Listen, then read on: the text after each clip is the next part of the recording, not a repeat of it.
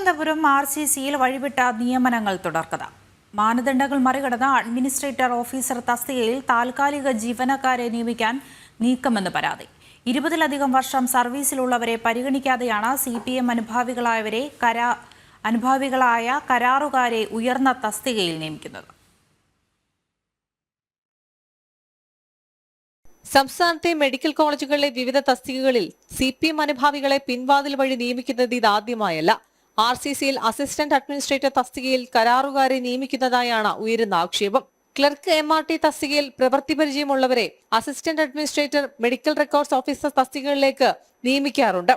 എന്നാൽ നിയമവിരുദ്ധമായി ഇത്തരം ഉയർന്ന തസ്തികകളിലേക്ക് താൽക്കാലിക ജീവനക്കാരെ നിയമിക്കുന്നുവെന്നാണ് ഉയരുന്ന പരാതി.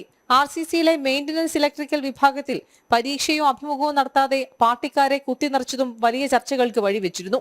സാങ്കേതിക പരിജ്ഞാനം ആവശ്യമുള്ള തസ്തികകളിലേക്കാണ് ഇത്തരത്തിൽ അഭിമുഖം പോലും നടത്താതെ നിയമനം നടത്തിയിരുന്നത്. നിയമിച്ചവരിൽ പലർക്കും കാലാവധി നീട്ടി നൽകുന്നതും പതിവാണ്. മെഡിക്കൽ കോളേജുകളിലെയും RCCയിലെയും താൽക്കാലിക നിയമനങ്ങളിൽ സമഗ്ര അന്വേഷണം വേണമെന്ന ആവശ്യം ശക്തമാണ്. കുടുംബശ്രീ ജില്ലാ മെഷീൻ വഴിയും അല്ലാതെയും നടത്തുന്ന നിയമനങ്ങളിൽ വിജിലൻസ് അന്വേഷണം പ്രഖ്യാപിക്കണമെന്നാണ് ഉയരുന്ന ആവശ്യം. ജനം, തിരുവനന്തപുരം.